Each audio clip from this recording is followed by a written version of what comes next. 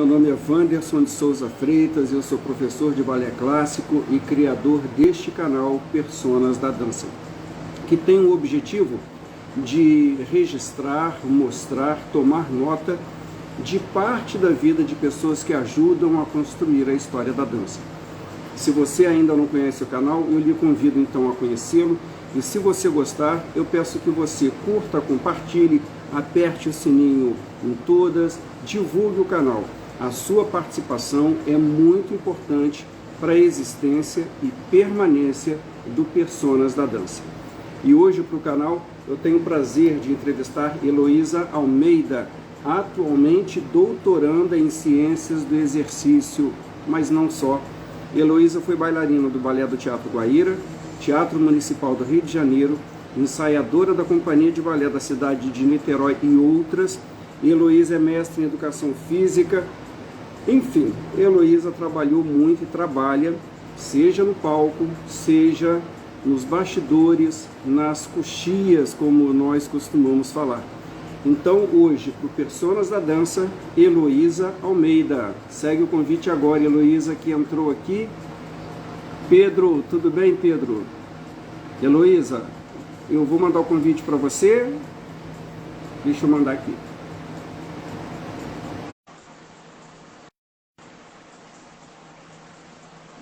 Ok. Olá, Heloísa. Oi, tudo bom, querido? Tudo Olha o bem? Pedro aí que entrou rapidinho. Então, uma participação especial de Pedro. Heloísa, querida, muito obrigado por ter aceito esse convite. Eu estava falando um pouco sobre a sua carreira.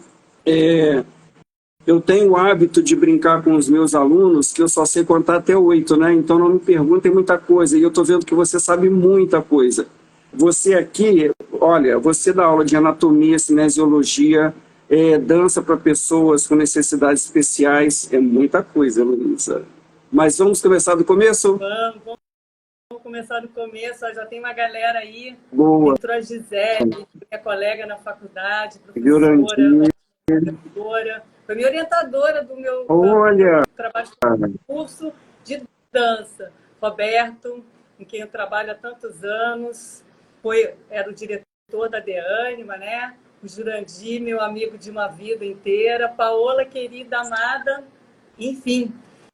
Então, vamos lá. Deixa eu te contar um como é pouquinho da minha que história. você foi parar na dança? Ai, você já foi chamada de maravilhosa 2 vezes, que eu li, né? Ó, tem, ó, Mas, ó, 3. Pedro e Jurandir, não vale. Esses meninos estão comigo há 40 anos, assim. Heloísa, Família. essa sua plateia não vai deixar você em paz. Vamos começar. Vamos. Então, gente, então, como é que foi a história? Eu, desde criança, Olha, um pequeno probleminha aí com a internet, é normal. Heloísa, tá me fala ouvindo? alguma coisa, por favor. Agora sim, agora sim. Então, aqui a Ana Lúcia, que foi minha aluna também, linda. Obrigada, querida. Então, eu comecei a fazer balé por gosto. Não tinha ninguém na minha família. Eu queria muito fazer balé. E tinha na minha escola, eu estudava aqui no Rio, em Ipanema, no Notre Dame. E tinha a escola da Shirley Olins.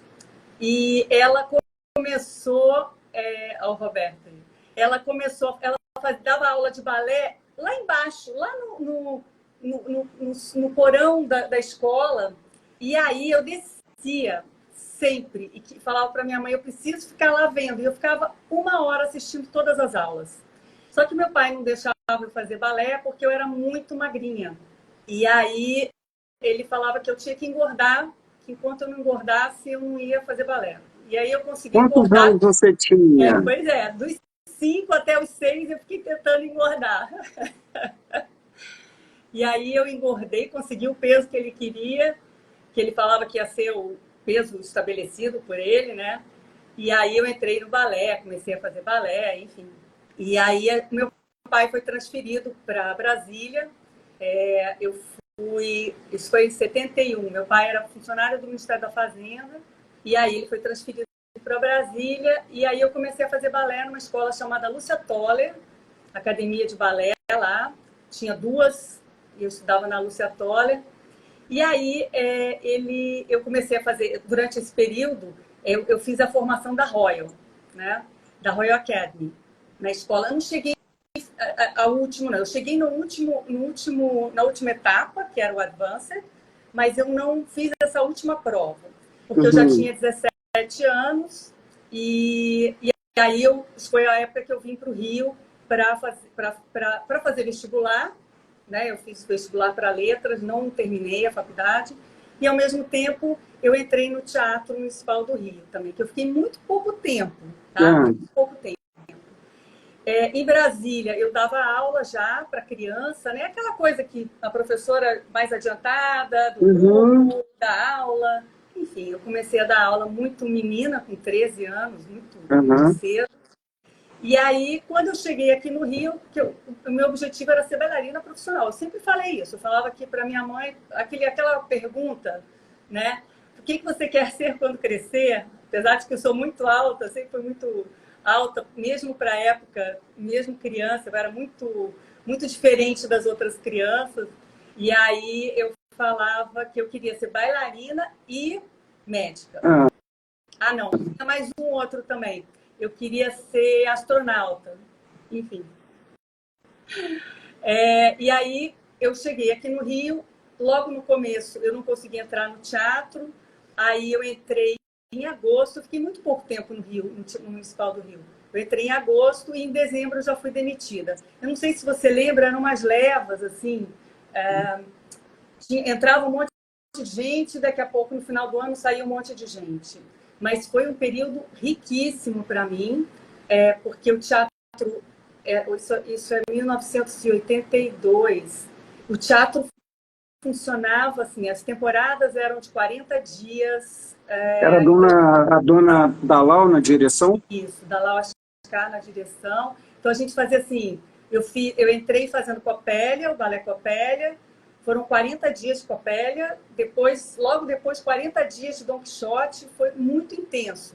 E o teatro sempre lotado, então foi uma experiência rica. Com grandes bailarinos à frente, dançando os primeiros papéis. Foi um momento muito, eu diria que muito rico, muito, muito, muito. Aí, como eu fui demitida, eu falei, bom, preciso fazer audição. Eu tentei uma audição no Balé da Cidade de São Paulo, não passei. E aí eu tentei no Balé Guaíra e passei, né? E fiquei lá durante 15 anos. 15 anos. É a minha grande casa, realmente, é o Balé Teatro Guaíra. Paixão, meus grandes amigos, né? Pedro, Jurandir, a Inês, você conhece, são grandes amigos. Nós moramos juntos durante um período. Nós temos uma história muito rica também, porque a gente morou junto numa casa.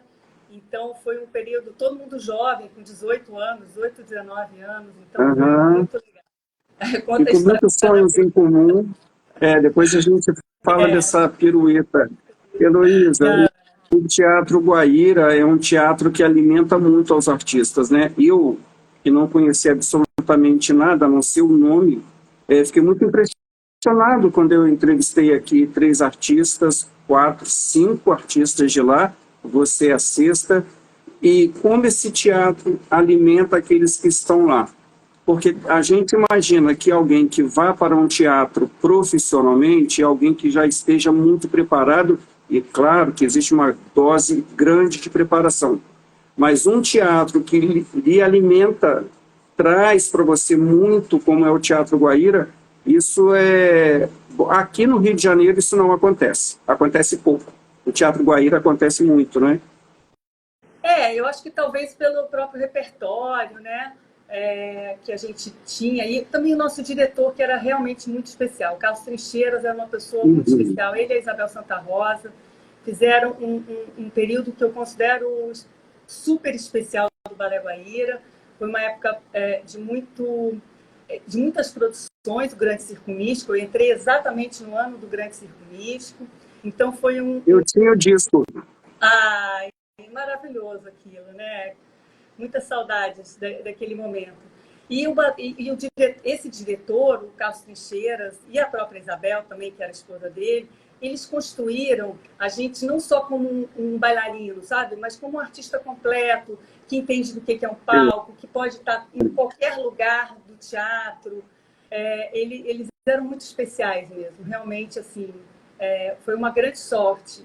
Né? Eu me considero muito sortuda de ter participado desse momento único, né? na companhia. E agora também está ótima a companhia, né? O Pedro também foi diretor de lá, quer dizer, a Ana está perguntando da história da pirueta, porque essa história tem a ver com o Balé Guaíra. Você quer falar agora? Eu posso falar. Pode, fique à vontade. Tem a ver com a audição que eu fiz no Balé Guaíra, que eu cheguei lá e estava muito ansiosa, muito nervosa, porque eu tinha perdido um emprego, né, no Teatro Municipal do Rio de Janeiro, muito triste. E aí eu cheguei muito cedo, eu saí do Rio com voo para Curitiba no dia da audição, e aí eu não queria ficar com barriga, nada, então eu não comi nada, tomei café, só café, e tomei cápsula de Guaraná em pó. Então eu estava ligada, assim. Eu sempre fui uma pessoa com muitas... eu girava bem, mas nada como esse pessoal de hoje em dia que gira, sei lá, 7, 8 piruetas, né? E aí, no meio da audição, eu estava bem assim, bem ligada, aí começou uma diagonal de piruetas. E eu fui fazendo, e eu me senti confortável. E aí eu comecei 2 piruetas, 3 piruetas, 4 piruetas, 5 piruetas. Aí a Isabel, na época, que não me conhecia, ela levantou, tirou os óculos, assim, olhou, tipo, o que é isso, né? E aí o meu diretor sempre brincava, porque depois disso, eu fazia 3, 4 piruetas, 8, olha lá, ele fala que é 8, mas não é 8, não. É o que eu me lembro, era assim, eu cheguei a fazer 6 piruetas. Mas assim, depois... Disse que viu? Não é para você contestá-lo, não. Eu não sei, o que eu me lembro era 6, enfim. E aí, eu acho que eu estava boa de giro esse dia. E aí, depois disso, anos mais tarde, né, assim, uns 2 anos mais tarde, o Carlos Trincheiras, que era português, ele chegou para mim e falou assim, Chica, que ele chamava a gente de Chica. Chico, Chica, diga-me lá, o que estavas a fazer? Estavas drogada aquele dia? Que nunca mais fizeste as tais das 6 piruetas? Porque nunca mais eu fiz assim. Eu fazia aula algumas vezes e tal, mas o pessoal discutindo a pirueta. Mas acabou que ficou isso, assim, essa marca, né? De é aquela pessoa que gira muito e tal, não sei o quê. Mas, enfim, eu sempre girei bem, mas não era uma coisa comum, né? Fazer tantas piruetas assim. Enfim.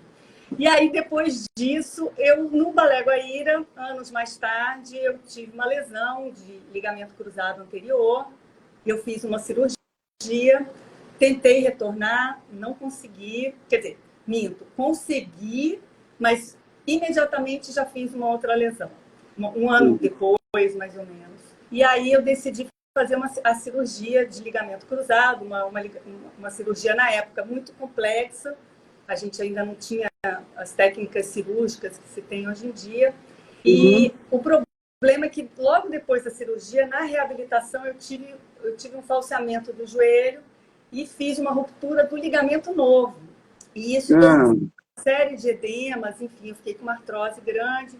E o médico falou para mim, olha, se você continuar a dançar profissionalmente, você pode dançar, mas o seu joelho já está muito alterado, já está muito afetado, então provavelmente você é uma candidata à prótese com 40 anos, antes dos 40 anos. Eu fiquei muito assustada com aquilo e, enfim, acabei saindo do Balé Guaíra, pedindo demissão, mas antes disso, melhor Mirta, antes disso, eu tentei ainda voltar, me reabilitar, e aí eu fui para Brasília. Por quê? Porque eu tenho gêmeos.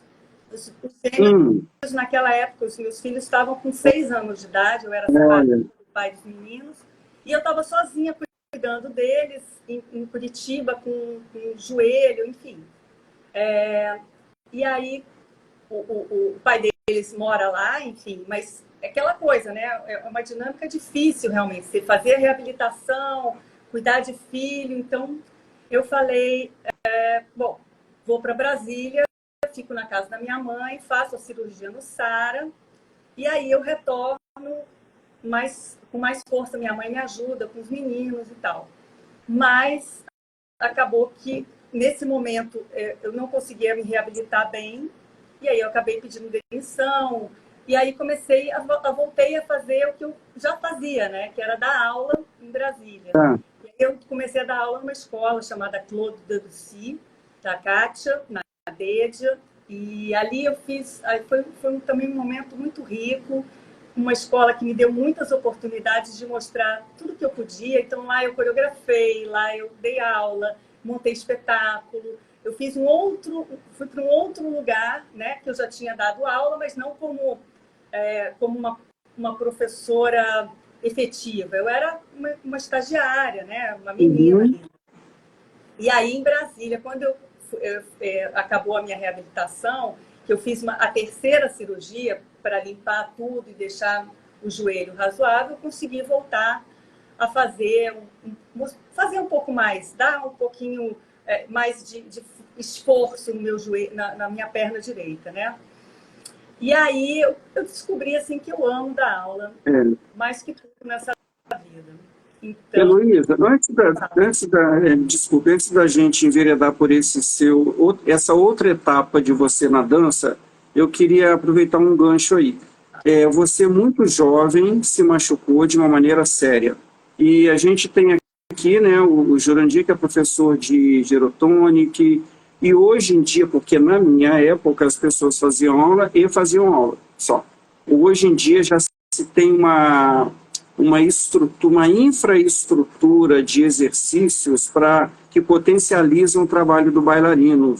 Eu queria que você falasse sobre a sua visão, como esses exercícios todos, gerotônico, pilates, própria musculação, como é que tudo isso contribui para o trabalho do bailarino hoje em dia? Sim. Bom, rapidamente, assim, nesse momento que eu fiquei em Brasília, eu decidi fazer a faculdade de fisioterapia. Então, eu sou fisioterapeuta também, né? Aliás, todos nós, eu, Pedro, Ju, a gente acabou enveredando por esse caminho do corpo, né? Eu acho, assim, sinceramente, hoje, olhando para trás, se eu tivesse tido um mínimo trabalho físico de fortalecimento, eu com certeza não teria me lesionado tão cedo. Isso aqui é muito óbvio e muito também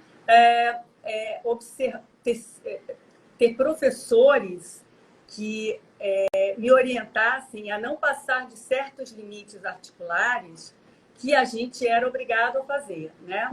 Então, ok, o balé clássico é rotação externa, é under-O, os joelhos são estendidos, esticados, mas a gente também tem que perceber os nossos limites para a gente não ir além deles e trabalhar no nosso máximo. Então, isso não quer dizer que, não, abre menos. Não, abre tudo que você pode com a força para você manter, né? Então, por exemplo, eu tenho pouca rotação externa de quadril e muita rotação externa, na realidade, uma eversão dos pés.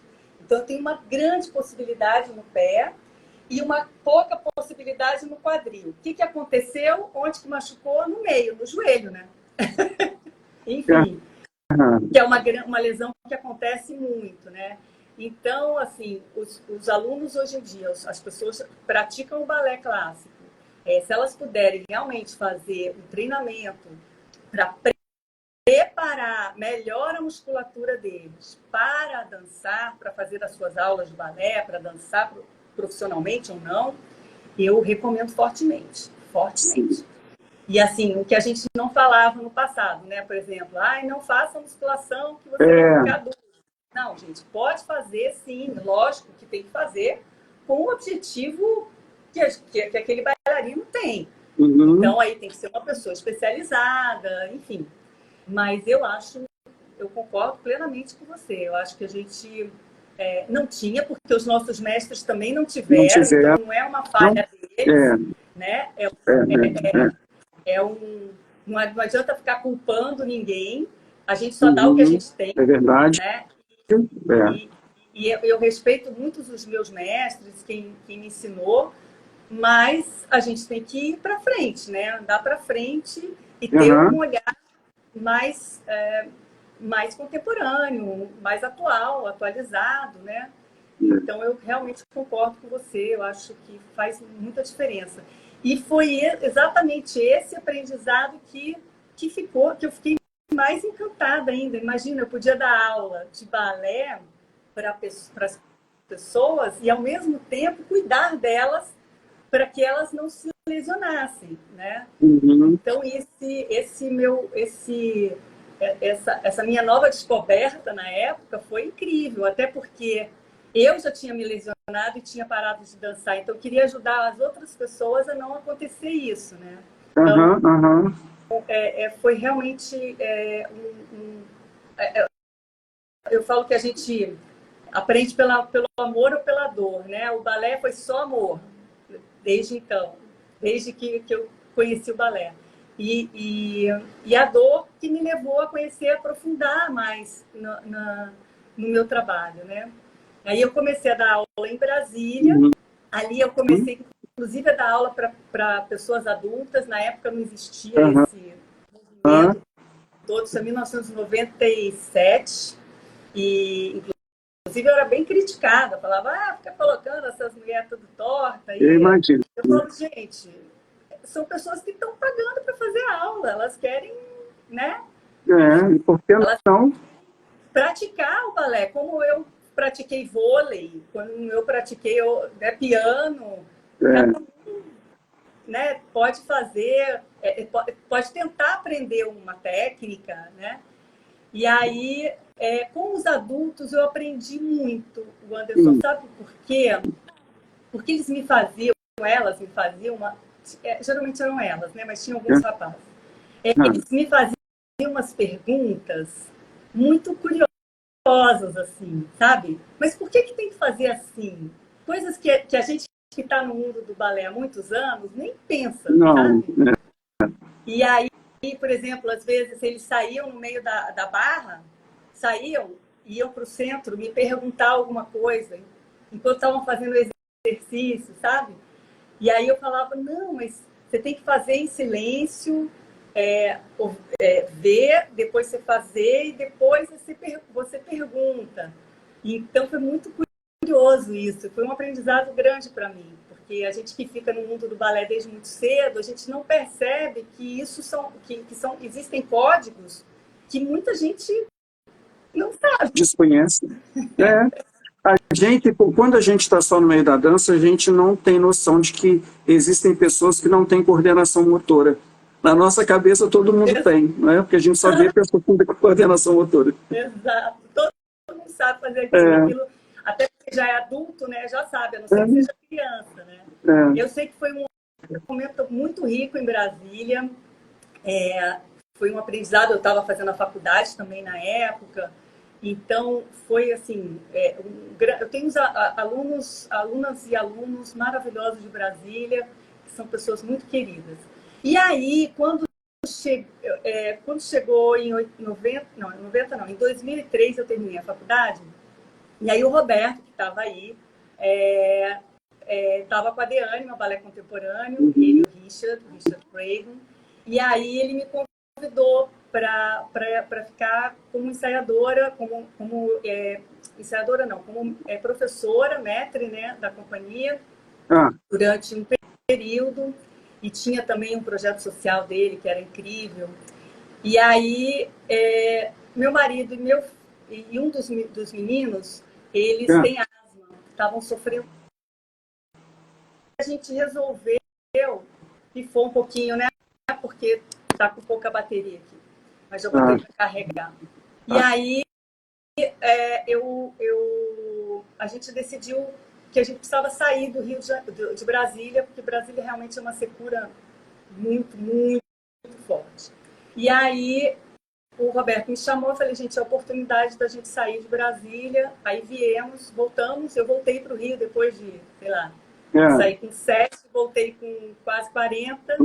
E aí, foi aí que eu comecei. Então, eu já tinha esse lugar da bailarina, esse lugar da professora dentro da escola, e foi aí que eu fui experimentar ser uma professora de uma companhia, né? E também ensaiadora. Então, foi um grande aprendizado também com o Roberto, com o Richard. Imagina, duas pessoas que sabiam muito, né? E também tinha, na época, tinha a Rosália junto, e uma companhia com um trabalho muito, muito, muito refinado, sabe? Foi um grande aprendizado para mim. Aí o Roberto abriu uma escola, que era a escola da Dona Eugênia, né? Que ele era filhote da Dona Eugênia. E aí, ali eu fiquei de coordenadora um tempo da escola, também fiquei ali dando aula para adultos, foi aí que eu voltei a dar aula para adultos. E nesse período também, esse período foi assim, cheio de trabalho, muito trabalho. Eu comecei a dar aula, às vezes eu era convidada pelo Roberto Lima para dar aula para a Companhia de Niterói, né? Uma companhia que eu sou muito apaixonada, gosto muito daqueles bailarinos todos.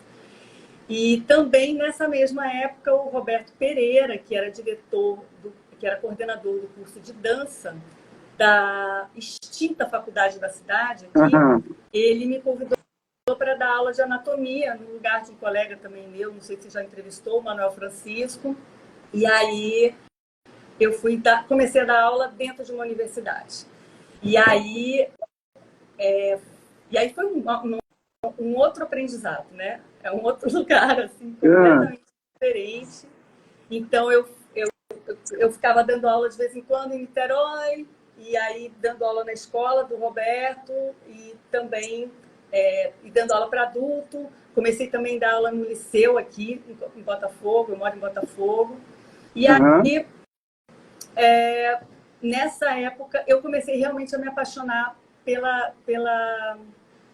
mundo acadêmico, por aqueles alunos, a Deise, que está aí, a Ana, que iam dar aula para outras pessoas. Né? Eu estava ensinando professores, era uma licenciatura, e essa troca rica, né? Muito, muito especial. Então, eu dava aula de técnica do balé. Aí, logo depois, comecei a dar aula de anatomia para o pessoal da dança mesmo, de anatomia e de cinesiologia aplicada à dança, né? Ao balé não, porque ali é uma faculdade de dança, então tem várias danças, não é só a dança balé, né? Lógico, usando muito as referências do balé, porque o balé é muito bem codificado, então fica mais fácil da gente exemplificar, né? Aí essa faculdade, durante esse processo, a gente acabou, a Marília também, maravilhosa, durante esse processo na faculdade de dança, a gente foi meio que empurrado a fazer o mestrado, coisa que eu nunca tinha pensado na minha vida, né? E aí eu procurei na extinta também, Gama Filho, infelizmente duas extintas faculdades, procurei uma orientadora, a professora Monique, que é a minha orientadora atual do doutorado, e ela falou, não, eu topo falar sobre balé, sim. Enfim, no curso de educação física, você fica, né? E aí eu acabei fazendo uma pesquisa falando dos professores, dos diretores de escolas de dança, para quem que eles preparam esses bailarinos, e os diretores de companhias de dança contemporâneas no Rio de Janeiro, não do Teatro Municipal, né, porque a gente já sabe que é a técnica do balé, se eles estavam se conversando, porque esses diretores pediam bailarinos que fossem mais flexíveis, que não só executassem bem a técnica do balé, mas que conseguissem utilizar essa técnica para outros movimentos. E esses diretores, se eles estavam conversando. E eu, no final das contas, eu cheguei à conclusão que não estavam se conversando muito, não. Que esses daqui estão preparando muito bailarino, os diretores de escolas de dança estão preparando muito bailarino para o exterior ou para o Teatro Municipal, e esses diretores aqui estão esperando que bailarinos, então, né? Quem está formando para esses diretores aqui, que é uma demanda de mercado. E foi, na realidade, foi isso foi em 2015, 2016, e aí eu falei, gente, esse mundo acadêmico é muito difícil para mim. Foi realmente assim, foi o momento mais difícil para mim. Eu, como profissional, eu achei muito complexo essa coisa do estudo, de centralizar numa coisa só, de fazer tudo muito correto, no sentido de fazer entrevistas, e aí você tem que passar por um comitê de ética, enfim, são códigos também muito diferentes do mundo que eu vivia, né? Que era da dança e tal. E acabou que eu parei um pouco, continuei na faculdade, aí essa faculdade faliu, a faculdade da cidade faliu, e aí a gente foi para Cândido Mendes. Mas também o curso acabou fechando em 2020. E aí, desde então, aí eu fiquei um ano, além de desempregada, pensando, meu Deus, o que eu vou fazer, né? Porque estava todo mundo em plena pandemia, né? E aí, quando chegou em 2022, essa minha orientadora do mestrado perguntou, você não quer voltar?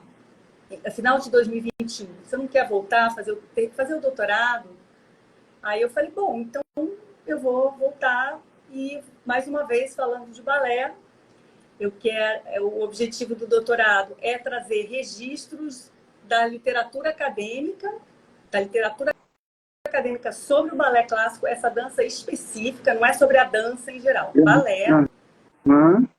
E também conversar com alguns professores, com alguns não, quero conversar com bastante. Se tiver professor aí, eu quero conversar. Presente. Com professor... a Sinara, maravilhosa também. Eu quero conversar com professores que possam me contar um pouco de como está sendo essa prática deles no século XXI, né? As questões que estão emergindo de racismo, de machismo, as questões da colonialidade, entender como é que está sendo isso aqui no Rio de Janeiro, porque eu sempre foco no Rio, sabe? Olha lá, a Deise e a Ana já tem duas, hein? E é isso, assim. Então, eu estou agora encantada com esse mundo, com esse universo, pensando muito sobre o Rio de Janeiro, como é esse balé no Rio de Janeiro, e ao mesmo tempo, como ele também está se apresentando na literatura acadêmica, para deixar registros, né? Registros, boa, Ana, para deixar registros desse balé hoje, no século XXI, o que está acontecendo nesse momento, quanto de pesquisa que tem, estão relacionados com o quê? Com a área da saúde, com a área da educação, com quais áreas, do que eles estão falando, né? Porque é impressionante. Eu já vou te dar a palavra, Wanderson, porque de 2001 para cá, assim, até 2001, desde 1889, tem 3.000 artigos. Até 2022, já tinha 9.000 artigos sobre balé. Então, quer dizer, num período longo, de mais de 100 anos, tinha esse tantinho, e assim, de 2001 para cá... Você falou do século XIX, né? O final do século XIX, que aparecem os registros, né? Então, quer dizer, tem um mundo novo acontecendo aí. Então, você acabou respondendo o que eu ia perguntar, porque enquanto você está nesse universo acadêmico, pensando a dança e não só a executando, eu ia perguntar isso.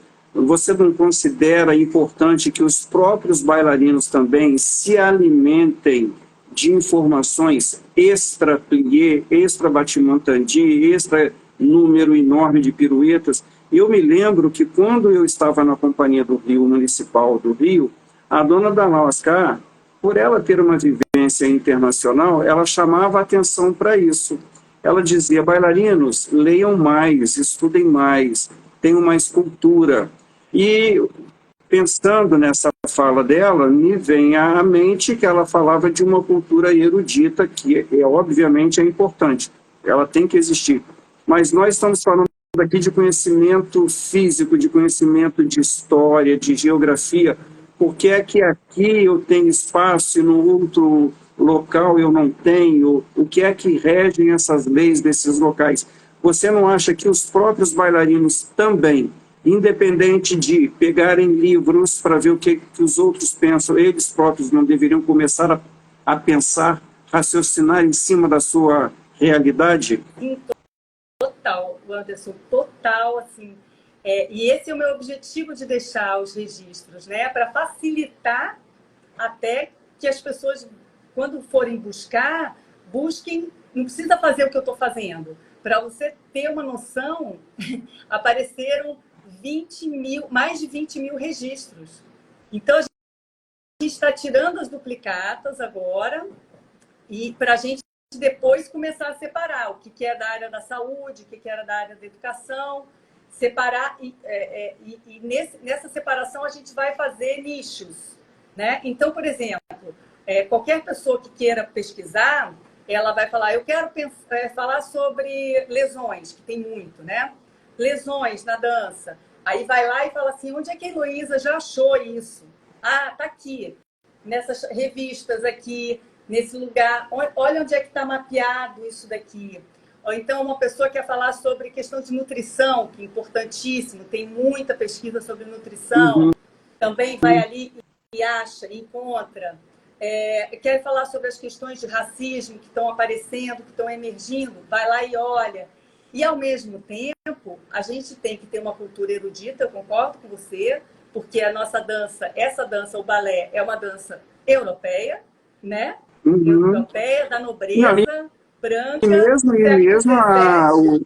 e mesmo a dança contemporânea também, ela traz questões que não deveriam ser apenas mostradas pelo corpo, mas também aquele corpo que pensa, que tem o cérebro, o movimento sai diferente, não é? Sai com objetividade, com mais clareza, enfim, tem a verdadeira intenção, não é? Não é só o movimento pelo movimento.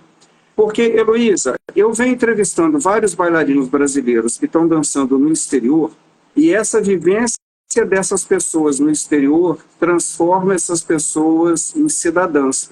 São pessoas com um nível de consciência muito maior sobre a carreira, por exemplo, eu entrevistei Daniel Camargo, que é hoje o primeiro bailarino do ABT, e eu entrevistei alguns meses antes dele se tornar primeiro bailarino efetivo lá, já era convidado.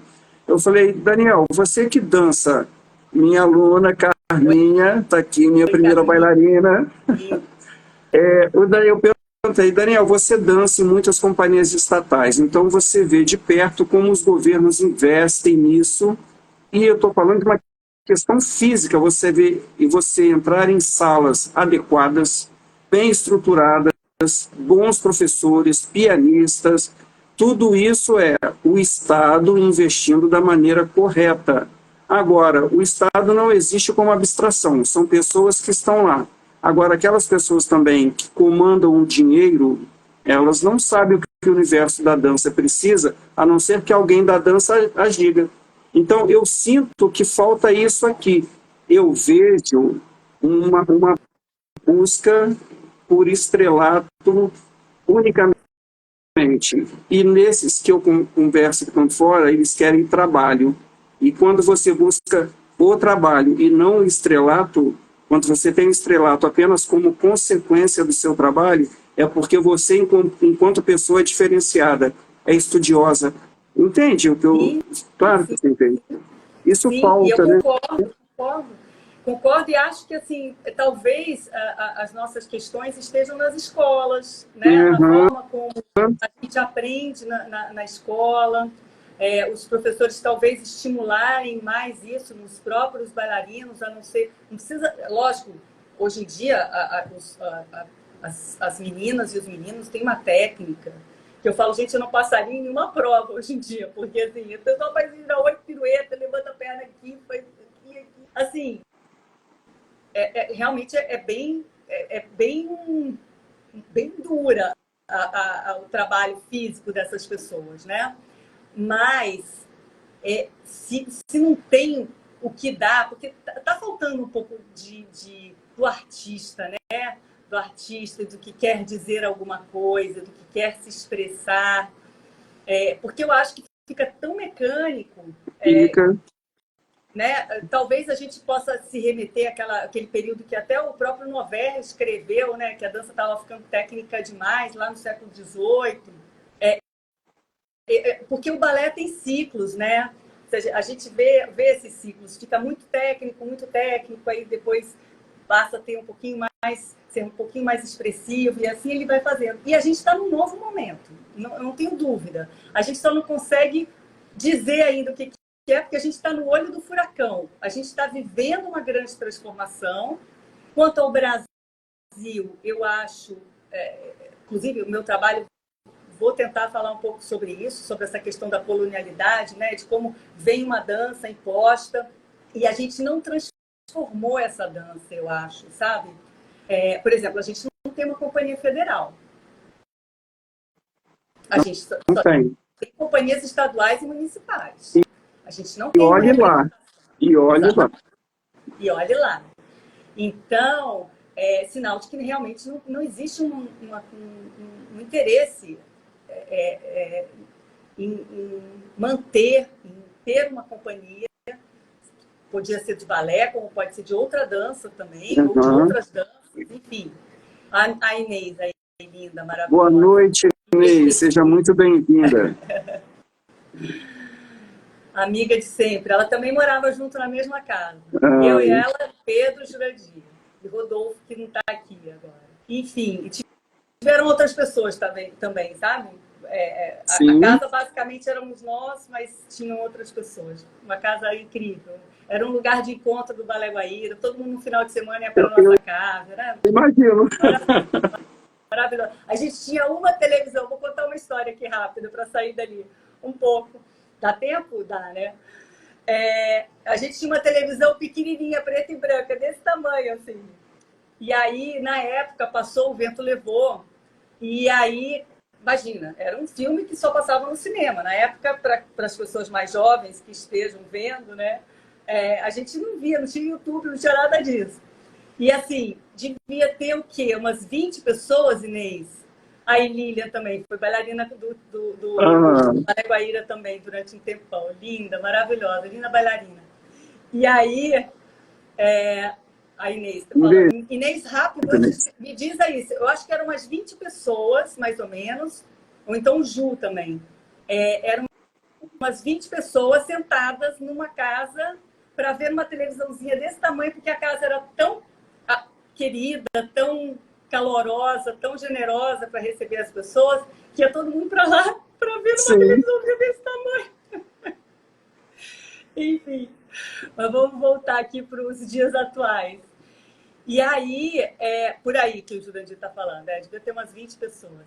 Então, assim, eu concordo com você, eu acho que a formação de um bailarino, que, aliás, deveria ser uma pessoa muito bem paga pelo seu trabalho, porque é um trabalho que eu acho não só importante fisicamente, pela beleza, mas também é a pessoa que vai dar a arte, vai trazer também arte para... Então, tem que ter esse bailarino, ele tem que ter um bom suporte financeiro, de estrutura. E aí eu concordo com você, assim, se não tiver investimento, não tem como. O Luiz XIV já sabia disso, tanto que ele começou patrocinando, né? É verdade. E, enfim, se você tocou... Falando em Luiz XIV, a gente tinha uma história que me contaram, que no Rio de Janeiro o bailarino, ele era o bailarino profissional. Ele era considerado um profissional de curso superior. E uma determinada pessoa, ela fez com que a Câmara dos Vereadores do Rio de Janeiro mudasse essa legislação, então os bailarinos profissionais não seriam mais vistos como profissionais de curso superior, porque aí o salário seria maior, e com essa não existência da lei, aí poderia se pagar menos. E isso, a gente está falando de pessoas que detêm o poder. Então, você vê uma diferença entre o Luiz XIV e fulano ou cicrano daqui. É muito complicada essa história. Então, quando os bailarinos brasileiros vão para fora, eles têm tudo isso que nós que ficamos aqui não tem. Então, eles já têm uma visão acerca da vida, uma visão muito diferente. Heloísa, a gente não tem muito tempo e eu queria falar sobre a sua atuação naquilo que eu pessoalmente considero mais difícil, você como ensaiadora, ensaiar coreografias dos outros, guardar aquele movimento que tem que acontecer em tal lugar enquanto outros bailarinos estão ali em outro ponto e não foi você que criou. Como é que é isso para você, ensaiar trabalho de outros? Olha, algumas coisas hoje em dia que eu acho que são um pouco, que foram, principalmente para mim, foram mais difíceis, né? Quando eu vim para ser ensaiadora da companhia do Roberto de Oliveira, o De Anima Balé Contemporâneo, era uma companhia muito estruturada nos moldes que eu dancei, né? Então, ele coreografava e aí tinha os bailarinos ali. Então, você tinha que tirar, e isso eu acho que eu fazia bem, tinha que tirar o máximo do bailarino para atingir o máximo que esse coreógrafo queria, né? Então, isso eu trabalhei muito bem. Eu acho que foi uma parceria muito legal, porque o Roberto é coreógrafo, né? Então, aquela coisa, o coreógrafo sempre muda tudo. Ele chega, olha e quer mudar, né? Então, eu conseguia fazer com que o bailarino ficasse confortável até para que a mudança acontecesse, né? Então, trabalhava fisicamente para que eles estivessem fortes, para aguentar, ensaiar 2, 3 vezes, pensando nessas questões físicas e trabalhando aí as questões artísticas, que também eu adoro fazer. E foi um ótimo trabalho. Quando o Pedro assumiu a companhia de Niterói, e que aí eu fui como ensaiadora e como professora, já foi um pouco mais difícil. Por quê? Porque os coreógrafos da companhia já eram coreógrafos mais contemporâneos, que não trabalhavam nesse formato. Eu fiz a coreografia, você aprendeu, aí você vai reproduzir, lógico, com a sua arte, com o seu... Você vai pintar aquilo ali, vai ser a minha tela. Sua personalidade, isso. Né?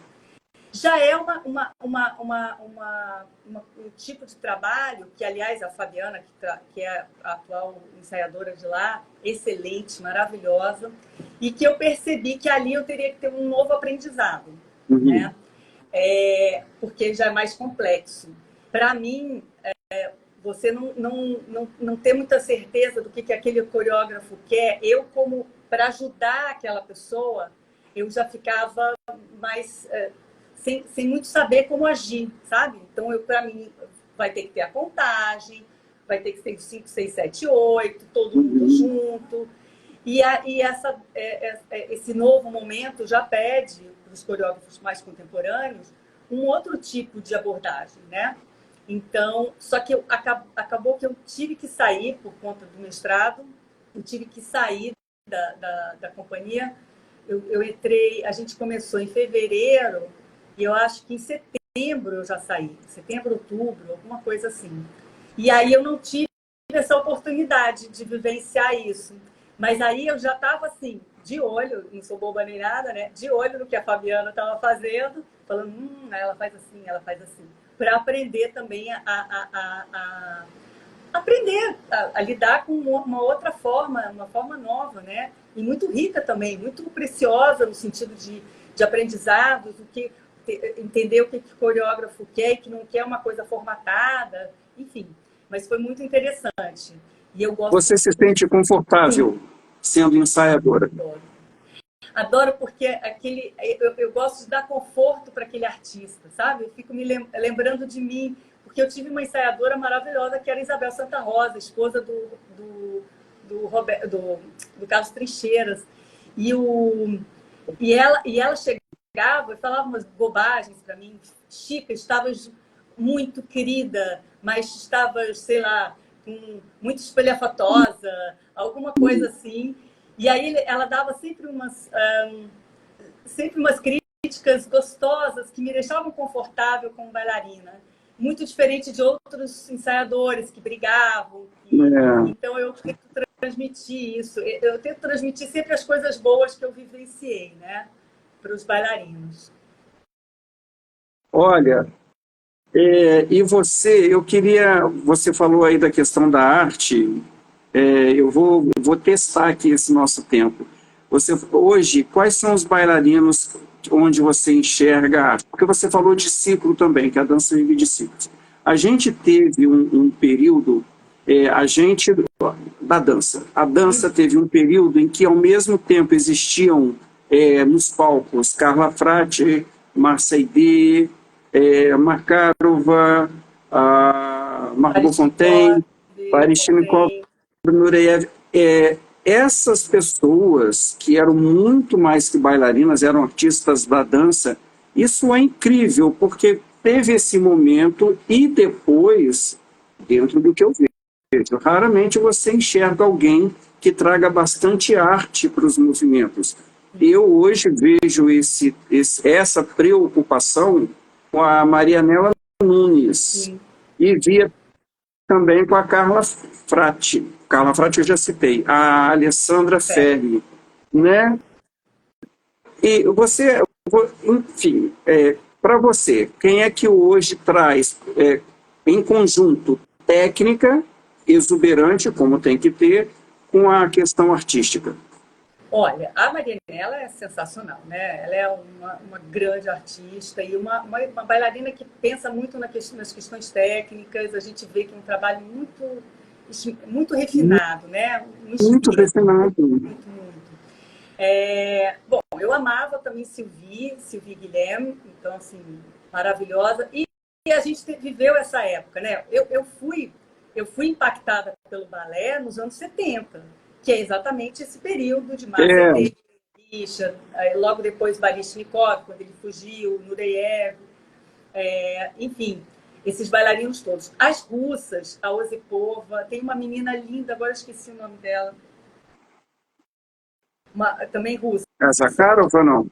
A Zakharova, maravilhosa também, não, mas ela é mais novinha, bem novinha mesmo, deve ter uns 20 e poucos anos.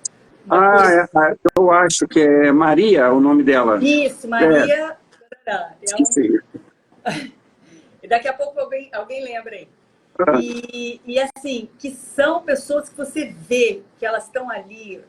Porque o que me emociona na dança, eu no balé, ver um bailarino que quando ele tira aquele pé quer dizer alguma coisa. Que quando ela termina no lago, no segundo ato, termina lá o padre dele. Aquilo é de um sofrimento, aquele de uma... Tem uma coisa muito, muito de alma, de uma amor, dor, né?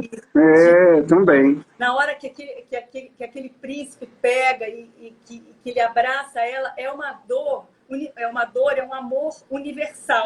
Né? Todos nós já sentimos esse amor, que alguém toca em você e aquilo reverbera, e que quem está na plateia se emociona também. Que era o que a Márcia Aidê fazia, que a gente jogava as lágrimas, né? E que é essa dança que me levou a fazer balé. Então, realmente, assim, tem que ter isso. Pode fazer 10 piruetas, 19 piruetas, pode levantar a perna aqui. Se não tem isso, a mim, não toca.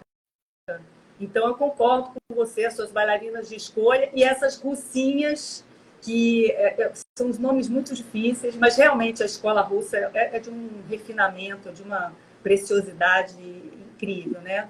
Mas a gente também tem as francesas, né, que também são ótimas, as inglesas que agora estão na mídia, né, porque a gente abre o Instagram, já bate com o Royal Ballet assim, pá! Hoje está muito fácil você ter contato com esses grandes artistas através da mídia, né? E eu queria registrar aqui a presença da Desirê Cury, uma amiga muito querida de Juiz de Fora. Fizemos faculdade de jornalismo juntos. Desirê, fiquei envergonhado agora de você me ver entrevistando, espero estar fazendo bem. Olha, querida Heloísa, muito obrigado por, de novo, ter aceito o convite, obrigado por trabalhar tanto em prol da dança, obrigado por ser uma pensadora do movimento, obrigado por fazer do palco um espaço que vai além da exibição corpórea.